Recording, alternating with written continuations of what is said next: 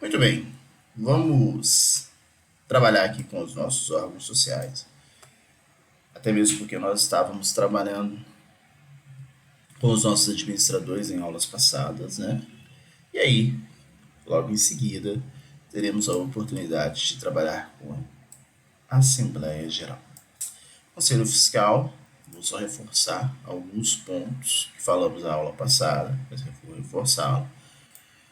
E daqui a pouquinho, mais ao final, nós vamos ver questões referentes aos livros sociais e principalmente dar início às nossas demonstrações financeiras. Claro que nós já estamos encaminhando aí para o fim da nossa disciplina, né? Então nós já estamos já próximo a questões referentes, por exemplo, à liquidação da sociedade, né?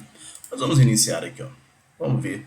Lembrando também, né, e aí isso se faz importante, a partir dessa aula tem uma série de resolução ou resoluções dos desafios. Nós temos resolução dos desafios aí que foram passados nas aulas passadas.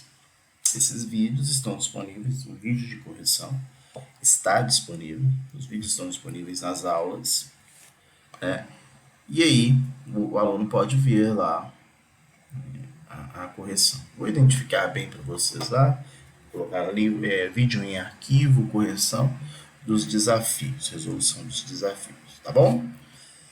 Questão importante relativa aqui aos nossos órgãos sociais, tá? Vamos falar, ó, o que é nosso, o que nós vamos trabalhar hoje? Assembleia Geral, daqui a pouquinho. Mas nós vamos trabalhar com essa questão de órgãos sociais.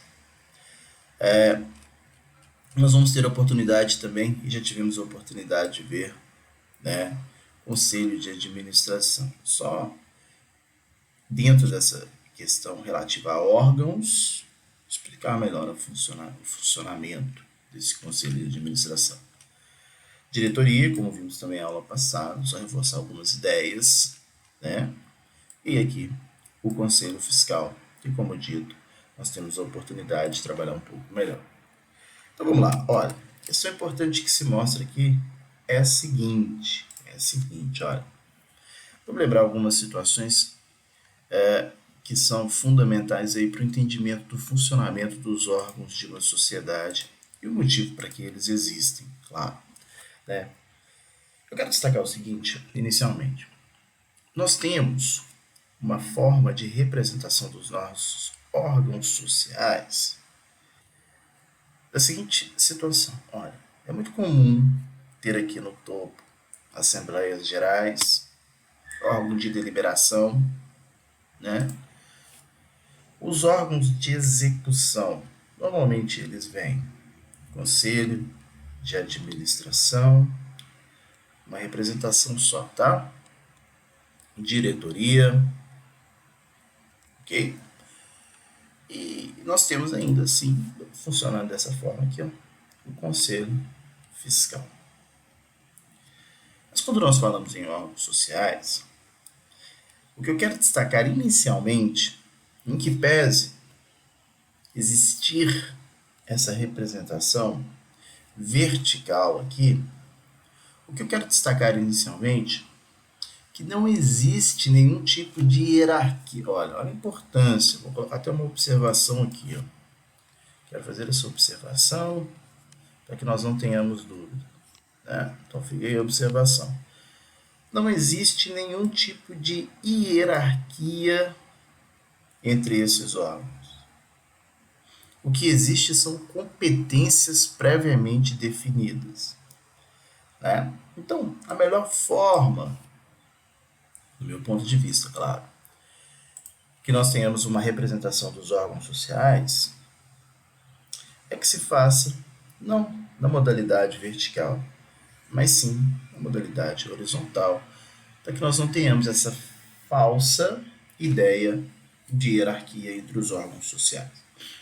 Então, assim, veja, desse aspecto, nós teremos aqui ó, as Assembleias Gerais, o Conselho de Administração, a Diretoria e o Conselho Fiscal.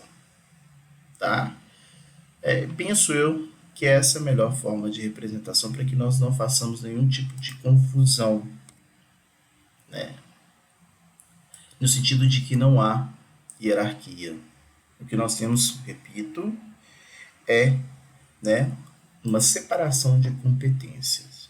E aí, falando dessa separação de competências, mostra-se necessário que nós entendamos cada um dos papéis que esses órgãos, eles vão desempenhar, ou seja, qual é a competência, o que é competente, o que faz cada um desses órgãos sociais. Lembrando que órgãos sociais funcionam da seguinte forma, né? Vamos aqui então, superada essa questão que não existe hierarquia entre esses órgãos, e eu gosto sempre de iniciar por isso, para chamar bem a atenção, nós temos que entender, vamos lembrar que uma sociedade anônima, uma sociedade anônima, opa, uma sociedade anônima, desde a sua constituição, nós sabemos que ela possui um projeto de estatuto. Desde a sua constituição, ela tem um projeto de estatuto. Quando esse projeto de estatuto, quando é constituída essa companhia, o que é um projeto torna-se efetivamente o estatuto daquela companhia. E aí, esse estatuto da companhia vai prever uma série de questões, dentre elas, como que se dará o funcionamento dessa sociedade anônima. Em outras palavras, quais são os órgãos que vão trabalhar, quais são os órgãos que terão competência para, né, desempenhar funções tão importantes dentro dessa companhia. É claro que o estatuto pode prever uma série de outros órgãos, né? Olha só, o estatuto pode prever uma série de outros órgãos, além dos estabelecidos obrigatoriamente por meio de lei, né? Fica a critério quanto da constituição da companhia. Mas nós temos que entender sempre que o mais importante e é o mais importante, que a lei, a nossa lei, a Lei 6.404, que trata de sociedades anônimas, aqui, ó. Nossa Lei 6.404, estava aberto aqui, ó. 6.404 de 76, que dispõe sobre sociedade anônima, traz para nós, dispõe sobre a sociedade de ações, que nós estamos trabalhando durante todo o semestre, traz para nós alguns órgãos obrigatórios. Vamos entender isso daqui, ó. Qual que é o órgão por excelência e definido? Mais uma vez, reforço para a gente ultrapassar esse ponto. Ó. O estatuto pode prever uma série de outros órgãos, mas existem alguns que são obrigatórios por lei. Qual é um órgão obrigatório por lei? Né? Toda e qualquer sociedade tem que ter. Assembleia Geral, né? Ali dos acionistas. Vamos lembrar o que é uma Assembleia Geral, rapidinho? Assembleia Geral nada mais é do que a reunião dos acionistas, que podem ser pessoas naturais ou pessoas jurídicas. Vou representá-la aqui como pessoas naturais, só para facilitar. Reunião dos acionistas para que tomem decisão, ou para que tomem decisões, os acionistas tomem decisões acerca daquela sociedade. Órgão obrigatório. Então, veja, dentro daquela situação que nós trouxemos, as Assembleias Gerais, elas se mostram obrigatórias em todas e quaisquer sociedades anônimas. Por que eu digo todas e quaisquer sociedades anônimas? Porque nós sabemos que existem companhias de capital aberto, sociedade anônima de capital aberto, aquela que nos termos do artigo 4º da nossa lei negocia os seus títulos no mercado de valores imobiliários. E nós temos também companhias de capital fechado. Companhia de capital fechado, que também nos termos do artigo 4º da nossa lei, não negocia os seus títulos no mercado de valores imobiliários. Né? Então, todas e quaisquer companhias, independentemente seja companhia de capital aberto ou uma companhia de capital fechado, né? Independentemente de ser companhia de capital aberto ou companhia de capital fechado, tá? Nós temos que ter aí as nossas assembleias gerais, quer sejam assembleias gerais ordinárias ou quer sejam assembleias gerais extraordinárias. Tá? Então é um órgão obrigatório, companhia de capital aberto ou companhia de capital fechado. Outro órgão também que é obrigatório, vou colocar ele aqui, ó, é a diretoria. Nós tivemos a oportunidade de falar a aula passada. O que é diretoria? É o órgão de representação. A diretoria é composto por no mínimo 2 diretores, né? É o órgão de representação daquela sociedade. É o órgão que vai efetivamente estar à frente na participação, na prática de atos concernentes àquela atividade. Né? A título de exemplo, coloquemos aí na forma prática. É quem efetivamente, né, no jargão popular, coloca a mão na massa, é o diretor. É ele que vai representar a sociedade, ele que vai contratar, ele vai assinar pela sociedade em face daquela representação especial. É ele que vai contratar, demitir. Tá? Então, esse órgão é obrigatório em todas e quaisquer sociedades, seja de capital aberto ou de capital fechado. Lembrando que os diretores podem ser pessoas naturais ou pessoas naturais que sejam acionistas ou não da sociedade. Então, essas pessoas naturais podem ser acionistas ou não da sociedade. Tá?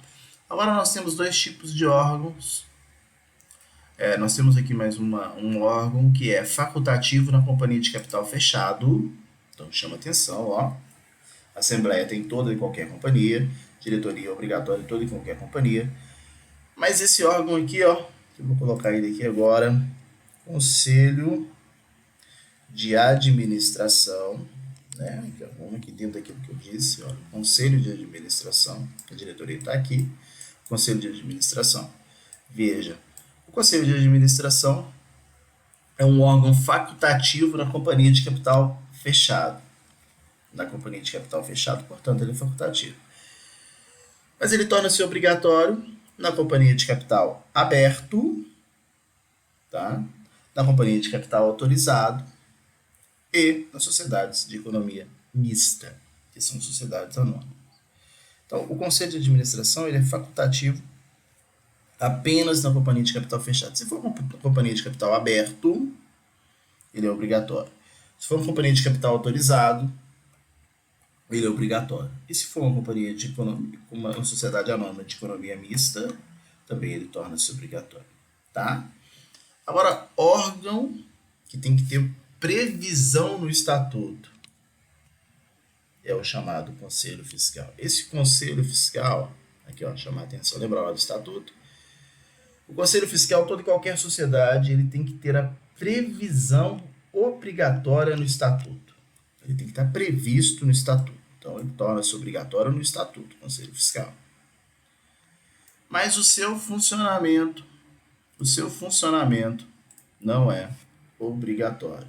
O seu funcionamento não é obrigatório. Tá?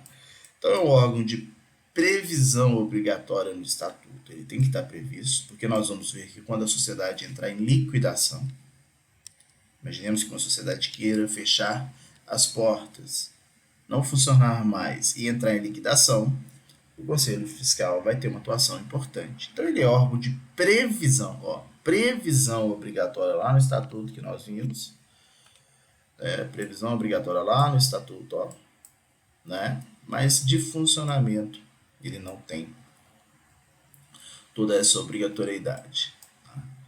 Ele vai funcionar eventualmente lá na extinção da sociedade por meio da liquidação. Tá? Assim como nós temos aqui o Conselho de Administração, a diretoria, o Conselho Fiscal e a Assembleia, eu tinha dito inicialmente, assim como eu fiz com a Assembleia, né, melhor dizendo, eu disse que a competência da Assembleia é tomar decisões para a sociedade, decisões concernentes aqui à atividade de sócio. Né? Disse também que a diretoria tem a competência de representação da sociedade. Vamos ver isso um pouquinho na lei. Tá? E aí, falta nos dizer, e o Conselho Fiscal, claro, por excelência, e não temos muita dificuldade com isso, o Conselho Fiscal não toma decisão nenhuma, ele tem ali uma competência de fiscalização, como é trazido aqui no nosso próprio, a ideia, né? Fiscalizar os próprios órgãos de administração, fiscalizar a atividade econômica, atividade empresarial, né? Mas muita dúvida surge nas competências do Conselho de Administração. Tá? E nós vamos falar um pouco sobre isso agora. Só reforçando, olha, isso se mostra tão importante e é por isso que nós tivemos aqui essa observação inicial. Os órgãos são independentes, né? Possuem competência e um órgão não pode usurpar a competência do outro, tá? Um órgão não pode roubar a competência do outro. E não há hierarquia, né? Por exemplo, uma Assembleia Geral, que é tão importante, que é a reunião aqui dos sócios acionistas, pode fazer muita coisa na sociedade. Olha, veja a minha expressão, ela pode fazer muito na sociedade, mas não pode tudo. Não pode tudo, porque existem competências definidas na lei. Exemplo, em uma sociedade que tem conselho de administração, a Assembleia Geral pode eleger os membros do conselho. Ela elege os membros do conselho. Mas a Assembleia Geral, né, não pode eleger os membros da diretoria. Por que não? Porque numa sociedade que tem conselho de administração, quem elege os membros da diretoria é o conselho de administração. Então, veja, são competências diferentes. Uma Assembleia Geral, mesmo que ela tenha aqui vários sócios, toma uma decisão, né, e faz uma ata daquela decisão, nomeando ali quem são os sócios, aquela questão toda, tomada de decisão que foi feita. Esses sócios podem ir, por exemplo, eles são sócios, eles podem ir, por exemplo, em um banco, levando ali a ata da tomada de decisão, né, tentar pegar um empréstimo em nome daquela sociedade. Eles vão conseguir fazer isso, mesmo que eles tenham autorizado entre eles, em tese, a possibilidade? Claro que não. Porque quem tem competências de representação, quem assume, né, a possibilidade, quem representa, quem pode contratar em nome daquela sociedade, a sociedade anônima, é a diretoria. O conselho de administração consegue tomar esse empréstimo? O conselho fiscal consegue? Não.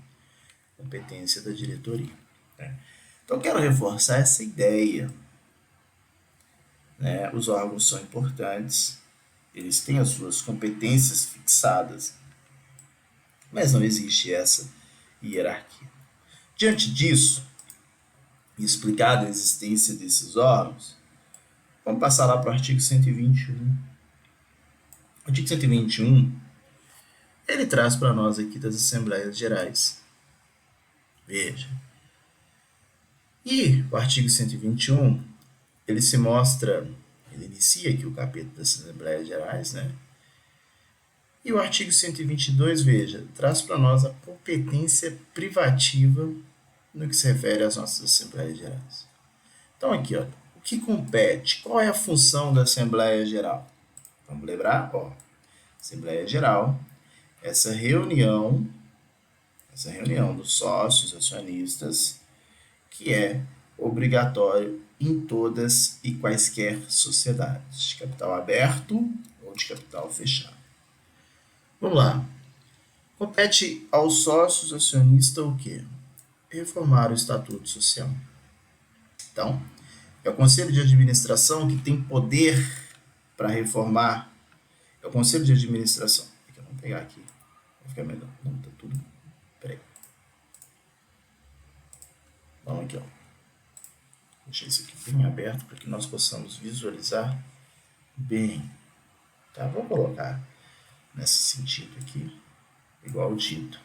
Vamos colocar aqui, ó, Assembleia Geral, Conselho de Administração, vamos colocar a diretoria e o Conselho Fiscal. Tá? A primeira pergunta que eu fiz ali foi a seguinte, ó. É o Conselho de Administração que tem poder para reformar o Estatuto? Não. Só a Assembleia que pode fazer. Tá?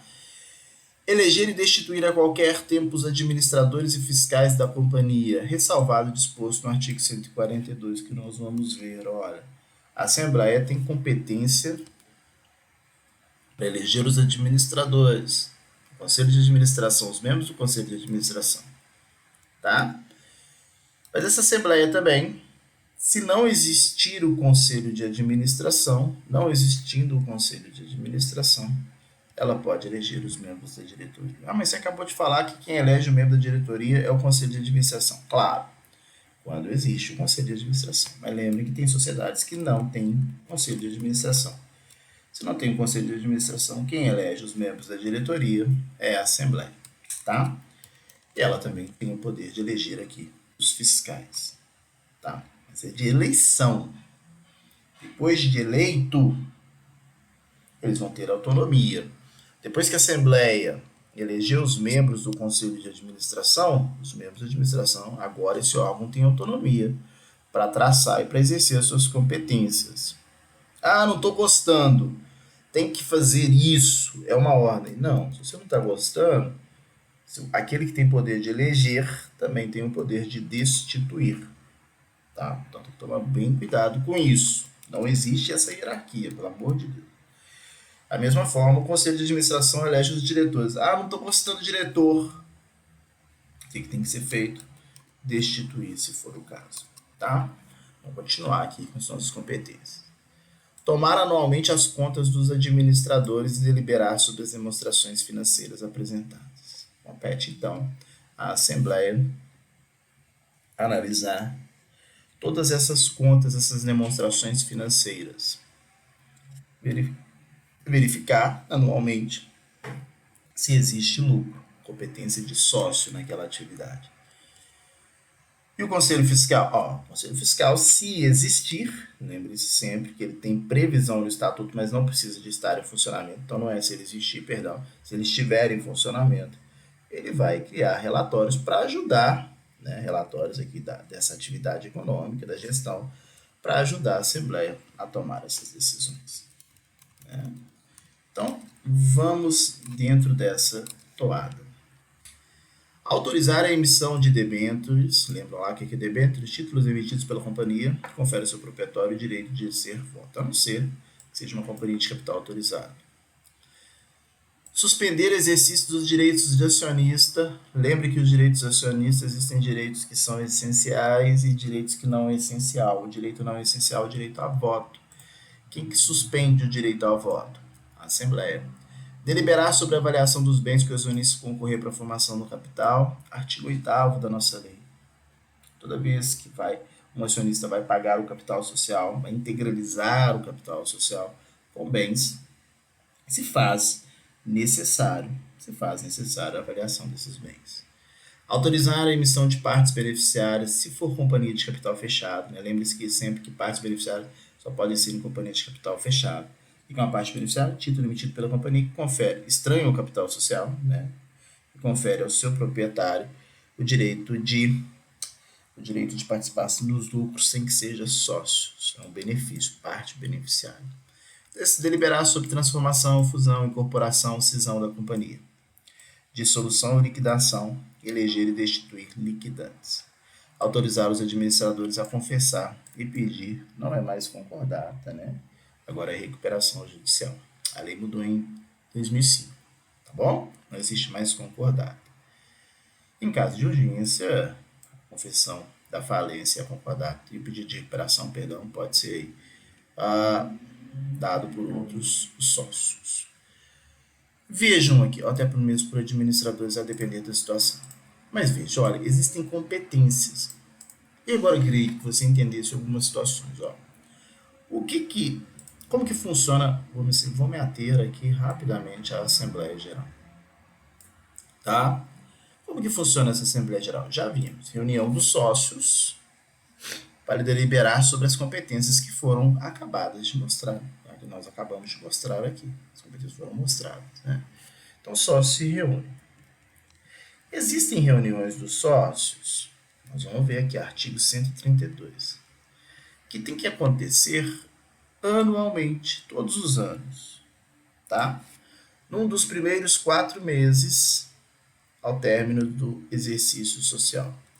O que é o exercício social? É um intervalo compreendido por um ano exercício social é um ano.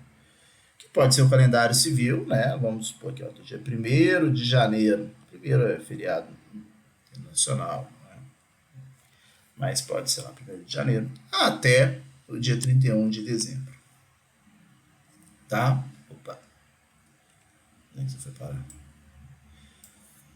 Até o dia 31 de dezembro. Intervalo de um ano. Normalmente é esse calendário civil. Então, num dos 4 primeiros meses, janeiro, fevereiro, março, abril, se for assim, né? 4 primeiros meses. Se for o calendário civil, janeiro, fevereiro, março, abril. Num desses 4 primeiros meses, num dia desses 4 primeiros meses, tem que acontecer obrigatoriamente uma assembleia, tá? Uma assembleia geral. E é a assembleia que está trazida para a gente lá no artigo 132, que é a Assembleia Geral Ordinária.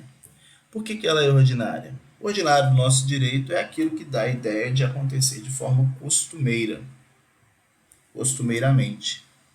Isso tem que acontecer todos os anos, num dos 4 primeiros meses, né? Essa é a ideia de Assembleia Ordinária. Então, pelo menos uma vez por ano, os sócios acionistas têm que se reunir para tomar decisões ordinárias.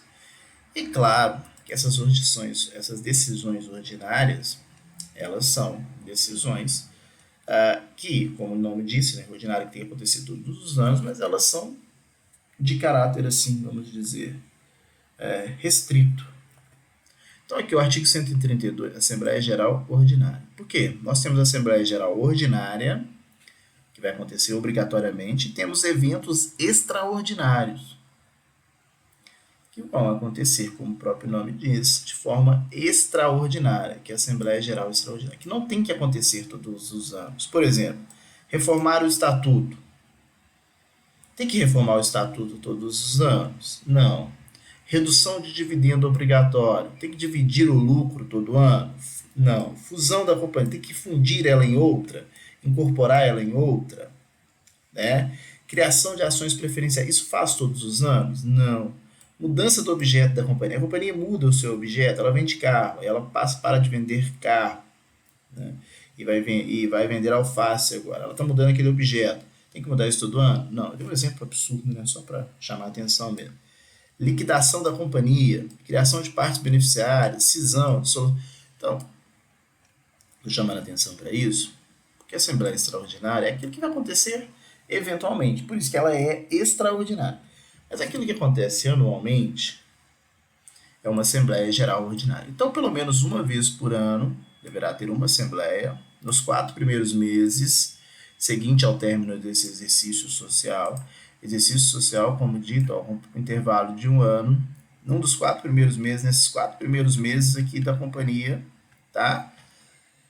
Ela vai ter que se reunir e esses sócios vão ter que decidir. Decidir sobre o quê? Olha, a Assembleia Geral Ordinária, a competência dela são só para essas quatro situações. Qualquer outra situação será uma Assembleia Geral Extraordinária. Então, nós temos as 4 situações que são de Assembleia Geral Ordinária. E essas 4 nós temos que saber. Por que nós temos que saber apenas essas 4? Porque as demais são extraordinárias, né? Então vamos lá. Os sócios acionistas eles têm que se reunir, primeiro, para tomar contas dos administradores, chamada prestação das contas dos administradores. Vão examinar, discutir e votar aquelas contas. Vão tomar conta dos administradores. Quem são os administradores mesmo? Olha, vamos lembrar? Então, a Assembleia, os sócios vão se reunir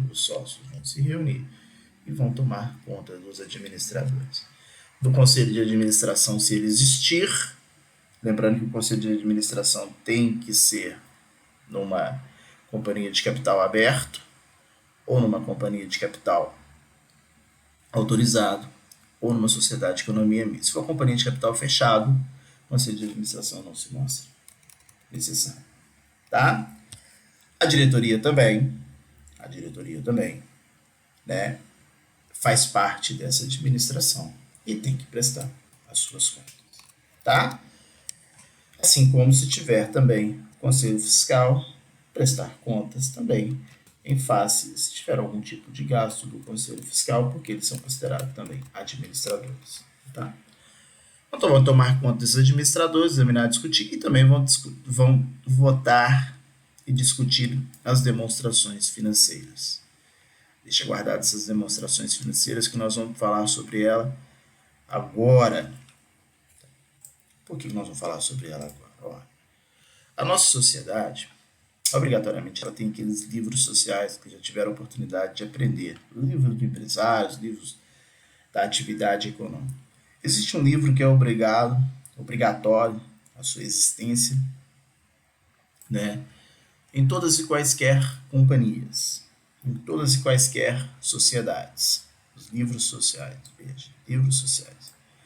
Qual que é o livro obrigatório? O livro obrigatório comum, exigido a todo o empresário, é o chamado livro diário.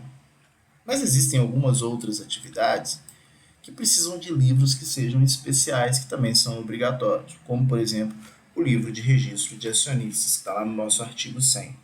Tá? Então, as atividades econômicas elas precisam desses livros. O que é um livro diário? Existem livros também que são facultativos, porque todos e quaisquer empresários podem ter para gerenciar o seu negócio, gerenciar a sua atividade econômica. Todos os empresários, então, têm que ter pelo menos essa escrituração contábil, né? É claro que existe o MEI, o microempreendedor individual, que é aquele que tem o faturamento bruto anual. É um empresário individual que tem o faturamento bruto anual até R$ 81.000, que não são as nossas sociedades anônimas, só revisando isso. Esse empresário não precisa de ter nenhum tipo de livro, porque ele não faz nenhum tipo de contabilização, né? A carga tributária dele já é pré-definida em lei, tá? Que é no máximo R$ 6 mais no máximo R$ 6 mais contribuição aí referente ao INSS, tá? Então, o livro diário não se faz importante para ele, tá? Então, nós temos que tomar muito cuidado com isso. Então, o livro diário que é esse livro que se mostra obrigatório para todos os quaisquer empresários, né?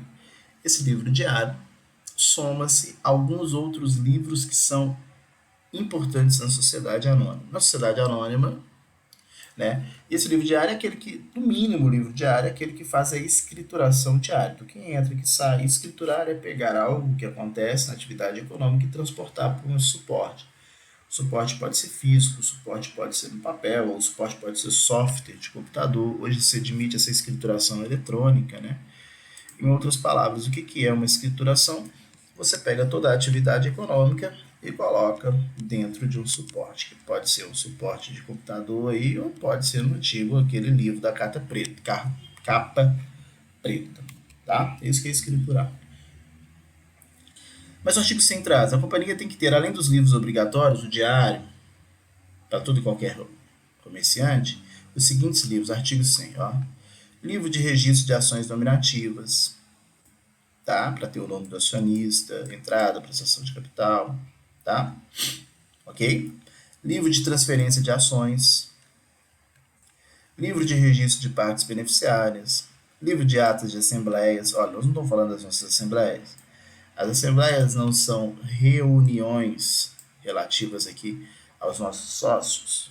Então, também tem que ter esse livro, né? De reunião das assembleias. Presença dos acionistas para ver o quórum de votação. Livros de atas de reunião do conselho de administração, se houver. E atas da reunião da diretoria. E também livro de atas do pareceres do conselho fiscal.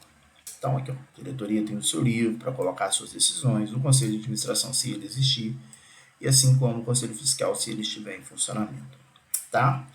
Superadas essas questões relativas aos nossos livros, nós vamos passar para as demonstrações financeiras. Por que nós estamos falando dela? Porque está aqui, ó. Os acionistas vão tomar conta dos administradores, vão analisar as contas, examinar, discutir e votar, e também as demonstrações financeiras. O que são essas demonstrações financeiras? Lembra que eu não te disse? Acabei de dizer que uma atividade ela vai, né, ser exercida pelo intervalo de um exercício social, que é um ano, que normalmente é o calendário civil, mas pode ser outro calendário se quiser. Pode utilizar, por exemplo, 6 de agosto de um ano até o dia 5 de agosto do outro ano. Vai dar um ano do mesmo jeito. Né? Esses acionistas têm que se reunir primeiro para tomar conta, para definir as contas dos administradores. E se reprovar as contas, eventualmente ajuizar uma ação contra esses administradores, pedindo reparação de dano. Né? Mas eles também têm que analisar as contas, as demonstrações financeiras. Em outras palavras, eles vão analisar todos os relatórios que serão produzidos para poder verificar de forma mais simplória, mais simples. Eles vão verificar várias situações. Mas a forma mais simples que eles vão verificar é se aquela atividade teve lucro. E se essa atividade teve lucro, né, qual parte desse lucro será distribuído? Ou por outra forma, distribuído. Ou de outra forma. Eles podem verificar, inclusive, que aquela atividade não teve lucro. Se não teve lucro, claro, não tem distribuição de lucro. Porque para distribuir lucro, pagamento de dividendos, né, que é esse lucro, tem que ter, claro, existido lucro. Então, eles vão analisar se houve lucro e se houve a distribuição desse lucro para se existe a possibilidade de distribuição desse lucro. Tá? E mais do que isso, a partir das demonstrações financeiras também, os acionistas eles tomam decisões importantes. Quais decisões importantes? Se eu sou acionista, lembre-se sempre, eu possuo ações daquela sociedade. E a partir da análise das demonstrações financeiras, eu posso decidir em continuar ou sair daquela atividade econômica. Então são feitas as demonstrações financeiras. E também as demonstrações financeiras tornam-se fundamentais para que se verifique quais são os rumos daquela sociedade. Né? Essa sociedade há necessidade de tomada de decisão, né? Quer seja para o seu próprio crescimento, quer seja pelo seu próprio crescimento, ou quem sabe para o seu declínio. Né? Então, talvez seja uma tomada de decisão de encerrar aquela atividade. Não sei, se mostra importante essas demonstrações financeiras, tá? E quais demonstrações financeiras que nós temos? Então, ao fim de cada exercício social, tem que se apresentar as demonstrações financeiras. Balanço patrimonial, para saber qual que é o patrimônio daquela companhia, né? Demonstração dos lucros e prejuízos acumulados. Como que está acontecendo com essa companhia nos últimos anos? Ela vem de lucro reiterado ou de prejuízos reiterados nos últimos anos, né? Acumulado. Demonstração do resultado do exercício, demonstração do fluxo de caixa, e se for companhia aberta, demonstração do valor adicionado. Vou explicar cada uma aqui de forma bem rápida. Balanço patrimonial. Né? Balanço patrimonial é simplesmente verificar quais são os ativos daquela companhia. Não refere ao patrimônio. Né? De um lado, nesse balanço patrimonial aí, você vai ter aquilo que é ou efetivamente o patrimônio da companhia, o ativo, né?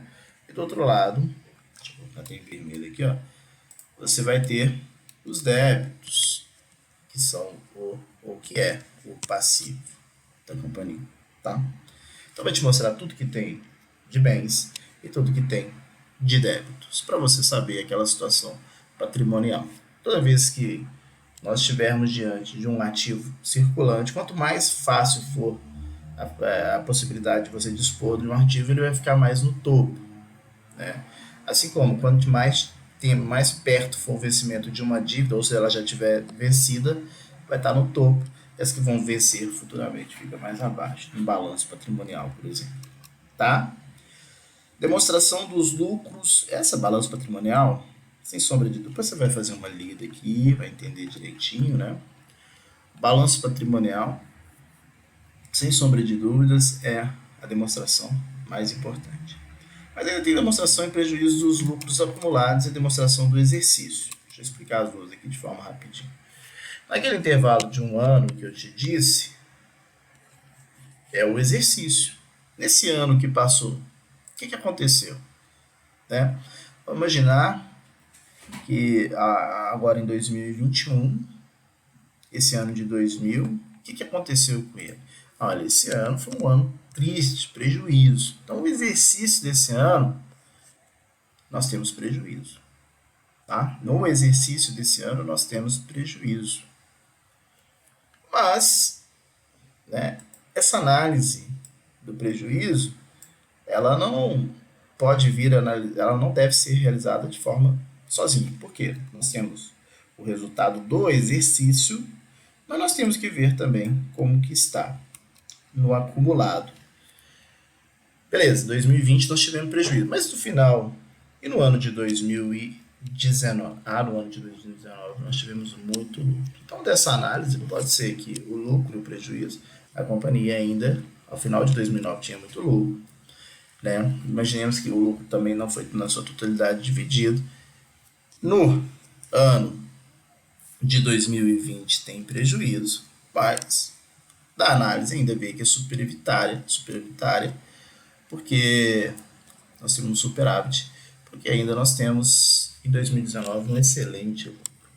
Né? Agora pode ter acontecido também ao contrário, 2019 já estava no buraco, já teve prejuízo, veio 2020, piorou a situação, claro que agora nós podemos ter uma situação de, né, perdas mesmo do efetivo, né, um déficit muito grande. Então, esse é a análise de lucros e prejuízos acumulados. Né? Lucro e prejuízo acumulado pega-se dos anos anteriores e do exercício do ano que acabou.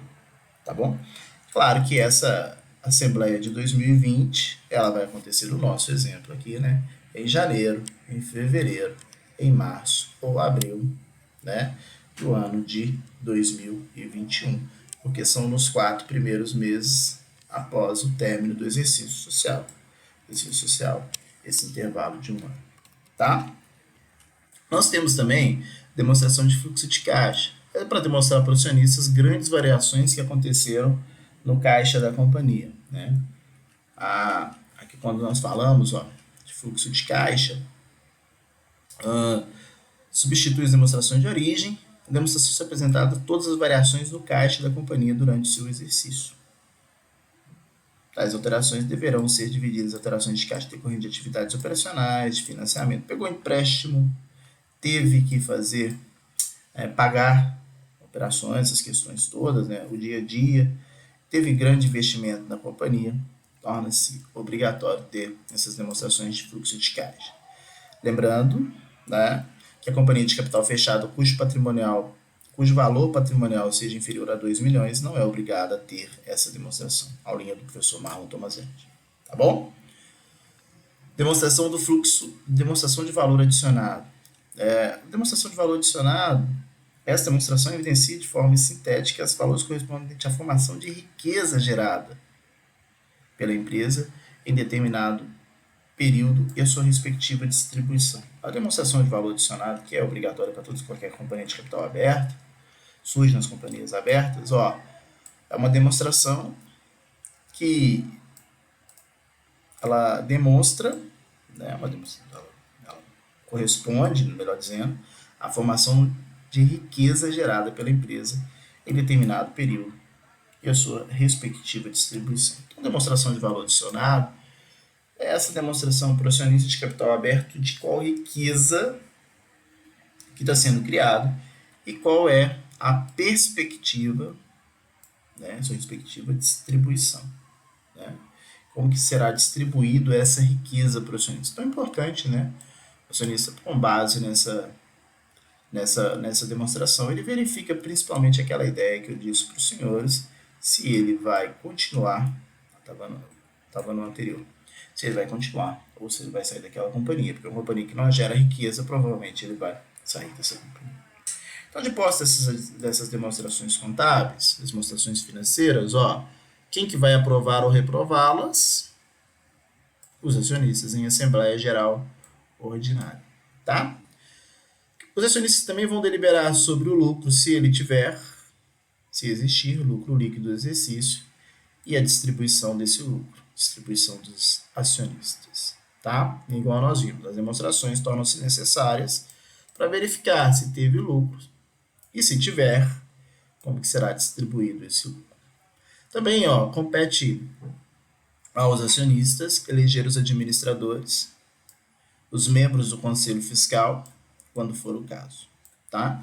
Então veja, os acionistas, eles elegem os diretores, se for uma companhia de capital fechado. Se for uma companhia de capital aberto, eles elegem os membros do conselho de administração. E o conselho de administração elege os diretores, tá?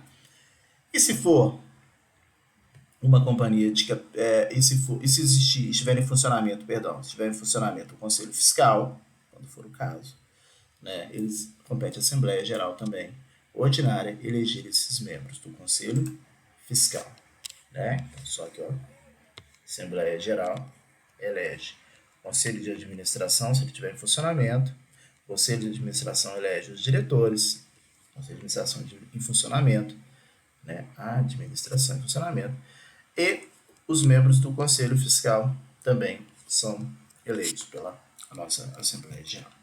Tá bom? Tranquilo? E, finalmente, aprovar a correção da expressão monetária do capital social nos termos do artigo 67.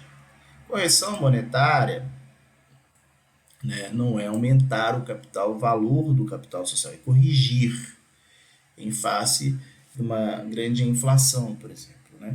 Nosso país hoje vive numa situação econômica que nós temos uma inflação relativamente baixa, não estou falando que ela é baixa, mas ela é relativamente baixa, em face de outras épocas, como por exemplo lá nos anos 80, em que nós chegamos a ter 84% de inflação no mês, né, ou no dia, não me lembro, mas a inflação era muito grande. Né? Então, a expressão pode aqui também corrigir o capital social, né, fazer uma correção monetária do capital social. Tá? Então, essas são as 4 competências. Tomar contas e as demonstrações financeiras, examinar e discutir e principalmente votar no sentido de aprovar ou reprovar as contas e as demonstrações financeiras, verificar se houve lucro e destinar, né, dar destinação a esse lucro com a sua distribuição, eleger administradores e membros do Conselho Fiscal, quando for o caso, e finalmente correção do capital social, correção monetária do capital social, tá? Então, essa é a competência da nossa Assembleia Geral Ordinária. Tudo que não for ordinário vai ser o quê? Extraordinário. E o extraordinário, nós sabemos, é aquilo que não é ordinário. Dentro dessa perspectiva, por que se faz essa distinção entre Assembleia Geral Ordinária e Extraordinária?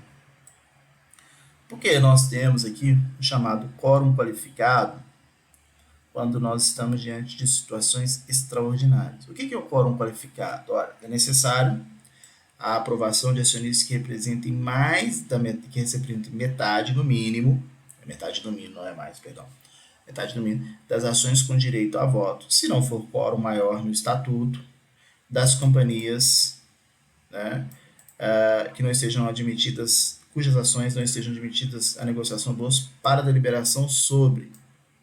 Né? Então,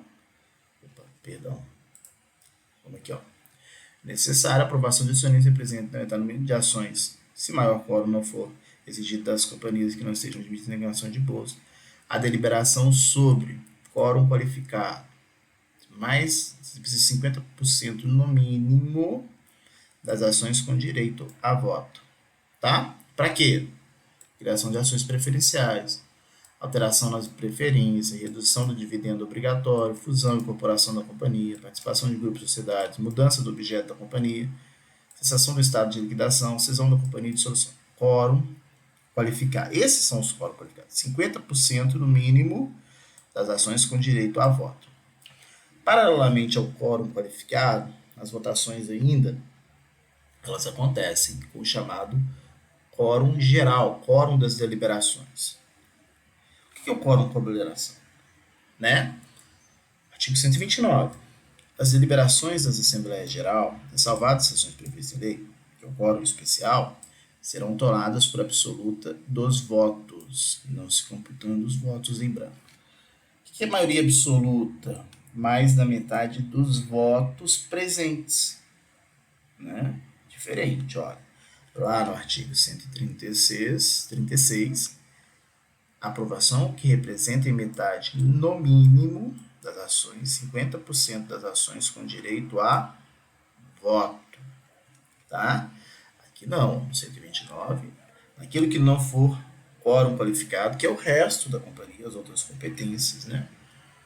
Serão tomadas por maioria absoluta, mais da metade dos votos presentes, né? Não se computando os votos aí, né? Tá? A companhia fechada pode aumentar o quórum exigido, né? Desde que especifique as matérias, né? E esses são os chamados quórum. Tá? Lembro também que se faz necessário entender, né? Como que se faz uma assembleia? Olha, muito importante isso daqui, ó. Rapidinho nós vamos ver aqui, tá? Só vou situá-los aqui, né? Nós estamos falando do artigo 121 e seguintes. Os sócios acionistas, eles devem comparecer às assembleias para votar, tomar as decisões. As competências estão trazidas aqui no artigo 122. Vimos que existem competências ordinárias e extraordinárias, né? E nós temos aqui, bem rápido, competência para convocação, quem vai chamar os acionistas para participar da assembleia, né? E o modo e o local em que vai se acontecer essa assembleia. Então é bem rápido, é só uma simples leitura. Convido vocês aqui também para a gente acompanhar rapidinho. Ó, compete ao conselho de administração, se ele existir, claro, ou aos diretores, se não existir o conselho de administração, observando o que estiver disposto no estatuto, convocar a Assembleia Geral. Então, quem convoca? Primeiro, competência primária, conselho de administração. E se não tem conselho de administração? Diretores. Como assim não tem conselho de administração? Vou lembrar, o conselho de administração ele é facultativo nas companhias de capital fechado. Se for capital aberto, claro, tem que ser o conselho. Não é o conselheiro, é o conselho, tá? Mas se ninguém faz isso, ela pode ser convocada pelo Conselho Fiscal, por qualquer acionista quando os administradores retardarem por mais de 60 dias a convocação nos casos previstos em lei ou no estatuto. Tá? Então, o Conselho de Administração não faz, a diretoria não faz, qualquer acionista, por qualquer acionista que tenha no mínimo 5%, por qualquer acionista que represente 5% do capital votante. Tá? Então, esses aqui são quem pode convocar. Modo de convocação e local. A convocação far-se-á mediante anúncio publicado 3 vezes. Então tem que fazer um anúncio, tem que ser publicado no mínimo 3 vezes, contendo o local, a data da assembleia e a ordem do dia. O que vai ser votado? Né? A ordem do dia é o que vai ser votado. E no caso de reforma do estatuto, a indicação da matéria que vai ser modificada. Tá? Então tem que ser publicado o anúncio por 3 vezes. Por que tem que ser publicado esse anúncio por 3 vezes? Claro, para poder os acionistas não alegarem que não tinham conhecimento da realização daquela assembleia. Tá? A primeira assembleia terá o prazo de 15 dias se for companhia de capital aberto ou 8 dias se for companhia de capital fechado. Passado esses 8 dias ou 15, companhia de capital aberto ou fechado, 8 dias, né? Pode-se convocar a assembleia, lembrando que tem que chamar 3 vezes nesse período. Se estiver presente, pelo menos, né, o chamado quórum de instalação, se estiver presente 1/4 do capital social, a companhia ela vai se instalar. Ela vai instalar validamente. Não tinha 1/4 do capital social, não tinha 25% dos acionistas. Aí tem que fazer uma nova convocação. Essa nova convocação, se for companhia de capital fechado, passa para 5 dias, prazo mínimo. Né? Prazo mínimo. Tem que 3 vezes novamente publicar ali o anúncio. Se for companhia de capital fechado, aberto, essa nova convocação será no prazo de 8 dias. Tudo aqui no artigo 124 explicando. Mas de forma bem simples é o seguinte, ó, você tem que convocar 3 vezes, dizendo qual é a matéria, né, que dia e local.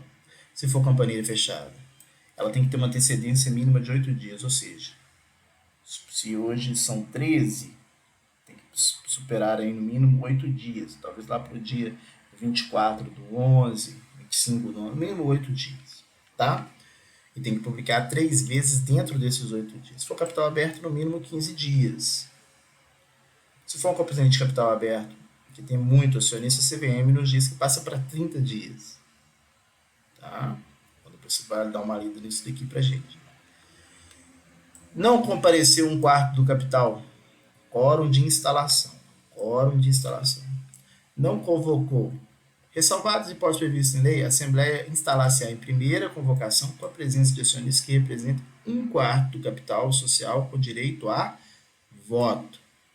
E em segunda convocação com qualquer número. Não a compareceu um quarto do capital social com direito a voto, vai fazer segunda convocação. Na segunda convocação apareceu um único acionista. Pronto, ela vai funcionar. Né? Esse acionista poderá decidir, ele sozinho, se ele tiver direito a voto, nas matérias do artigo 129, mas, a depender do tanto de voto que ele tenha, né, ele não consegue decidir aquilo que for de quórum qualificado. Porque imaginemos que ele tenha 20% das ações com direito a voto. O que é o quórum qualificado? 50% no mínimo das ações com direito a voto. Então ele compareceu, a Assembleia funciona, só que como ele só tem 20%, ele não consegue, por exemplo, redução de dividendos obrigatórios, criar ações preferenciais, fusão da companhia. Mas ele consegue aprovar as contas? Consegue. Por quê? Porque o artigo 129, que é o quórum das deliberações, o quórum comum, diz que, ressalvadas as sessões previstas em lei, quórum qualificado, a tomada de decisão será por maioria absoluta dos votos presentes na Assembleia. Quem está presente? Ele. Ele tem quanto? 20%. Se ele está sozinho presente, ele tem maioria absoluta? Sim, então ele decide. Só não decide, mais uma vez, reforçando a ideia, naquelas matérias, no nosso exemplo. Se ele tiver 80%, ele decide aqui também, né? Claro. No nosso exemplo, ele tinha 20% e exigia-se 50%. Nesse caso, ele não responde, porque é quórum qualificado. E no nosso exemplo, reforço, ele só tinha 20%. Tá? Se ele tivesse 80%, claro, ele iria, né, ele iria estar aí com a competência para poder decidir. Tá bom? Tranquilo? E se for uma Assembleia Geral para reforma do Estatuto, em primeira convocação, artigo 135, ó, mas é só para reforma do Estatuto. A Assembleia Extraordinária que tiver por reforma do Estatuto somente vai instalar-se em primeira convocação para 2/3. Todas as demais do capital social com direito a voto, 2/3 com capital a voto e em segunda com qualquer número. Mas somente para a reforma do Estatuto, 2/3 com direito a voto. As demais, né, nós temos que verificar o chamado quórum de instalação, né, que é o artigo 125. As demais, qualquer outra matéria, exige um quarto do capital social com direito a voto. Só o artigo 135 que vai exigir aqui para nós, né, 2/3, mas é só para a reforma do Estatuto, 2/3, só a reforma do Estatuto. Ótimo. Tranquilo? Muito bem. Ótimo. Nós está falando sobre isso. Além do... Já tivemos a oportunidade de falar bem das Assembleias Gerais, falando da competência, falando de como que elas aprovam, qualificar, tem aquela ordinária e extraordinária. Vamos ver agora bem rapidamente a competência, né? E aí nós encerramos, já vamos passar para o encerramento. Nós vamos ver a competência, ao que compete o Conselho de Administração, ao que compete a diretoria e ao que compete o Conselho Fiscal. Muito bem, vamos lá. Vamos pegar aqui, ó, Conselho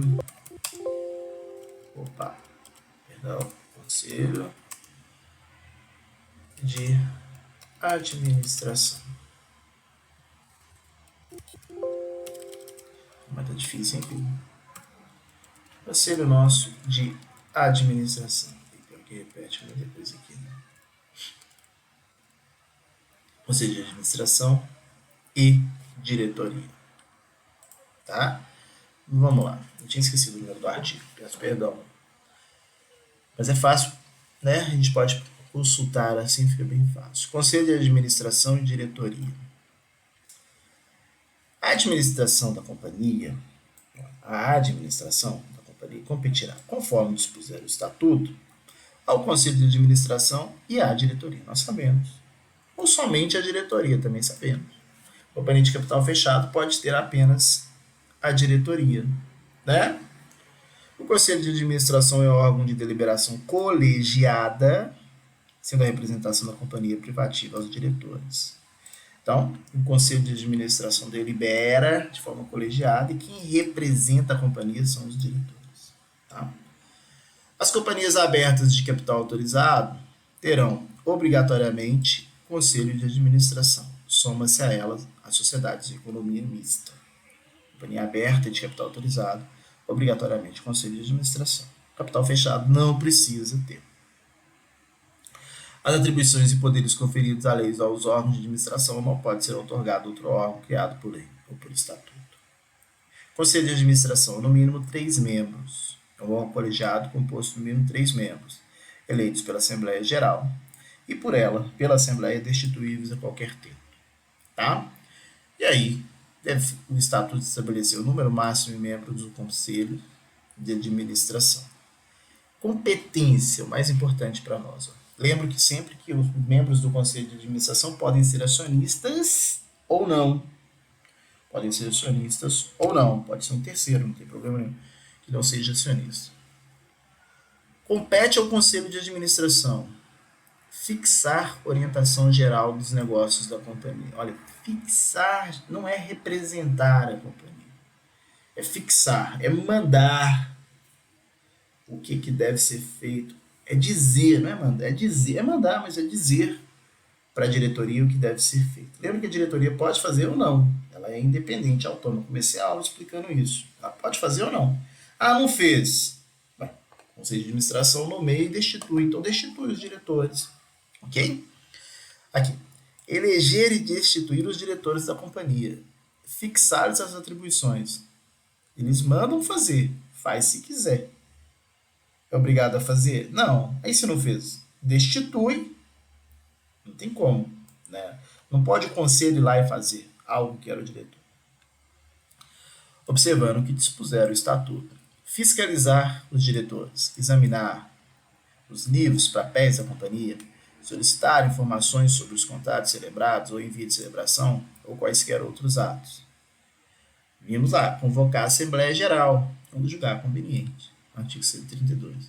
Manifestar sobre o relatório de manifestação e das contas de diretoria, porque serão apresentados para a Assembleia.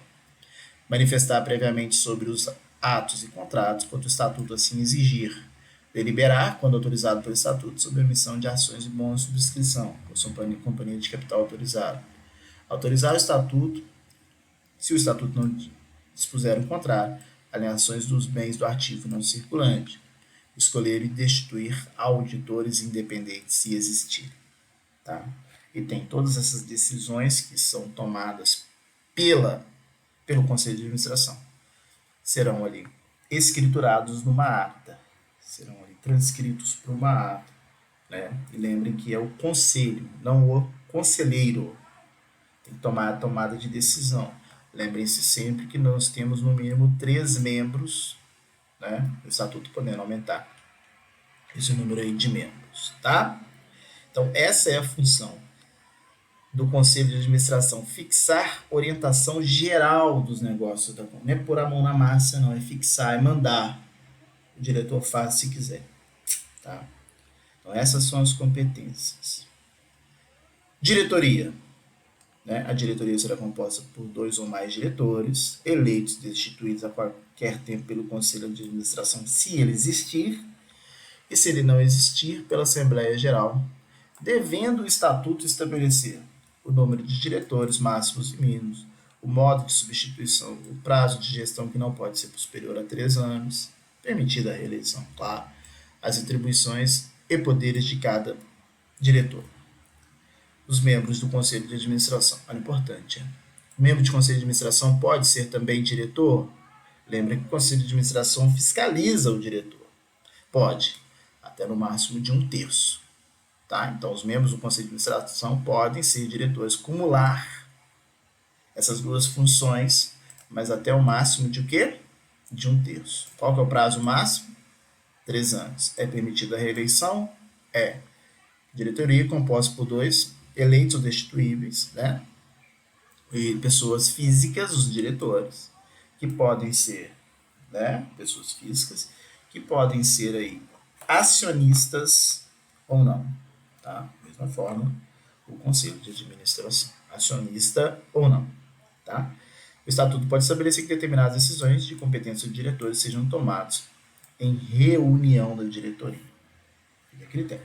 Cada diretor responde pela companhia e toma as decisões de forma individual, a não ser que o estatuto diga que alguma determinada decisão seja feita por reunião da diretoria. Aí a diretoria deixa de ser a representação individual e passa para um órgão colegiado. No silêncio do estatuto, representação. No silêncio do estatuto e inexistindo deliberação do Conselho de Administração, competirão a qualquer diretor a representação da companhia e os atos práticos necessários ao funcionamento regular. Eu acabei de dizer. Né? Não tendo nenhuma informação no estatuto e silêncio do Conselho de Administração, deliberação compete a qualquer diretor a representação da companhia. Ele faz de forma individual. Tá? Nós temos aqui, então, essa questão relativa à nossa companhia. Tá bom? Tá? Os deveres, responsabilidades, nós já tivemos oportunidade de verificar. Tá? Dever de diligência, de lealdade, confeiteria, dever de informar. Isso foi tudo a aula passada. Responsabilidade dos administradores também tivemos oportunidade de trabalhar. Lembrando que a diretoria bota a mão na massa, que representa a companhia. Né? Contrata, demite, assume responsabilidades. Né? E o Conselho Fiscal, e aí nós já vamos partir para o encerramento, daquilo que está previsto hoje para nós. O Conselho Fiscal, a companhia terá, olha, esse artigo mesmo, terá um Conselho Fiscal, o Estatuto da companhia vai dispor sobre o seu funcionamento de modo permanente ou nos exercícios sociais em que foi instalado pelos acionistas. Então, ele é de previsão obrigatória, Conselho Fiscal, né, de com previsão obrigatória, mas o funcionamento pode acontecer ou não, tá? O conselho será composto por no mínimo 3 e no máximo 5 membros, e suplentes em igual número, acionistas ou não, tá? O conselho, quando em funcionamento não permanente, será instalado pela Assembleia Geral, a pedido de acionistas que representem 1/10 das ações com direito a voto ou 5% das ações sem direito a voto. Então, ele pode funcionar ou não, tá bom? A remuneração será custeada pela própria companhia, claro. A remuneração dos membros do Conselho Fiscal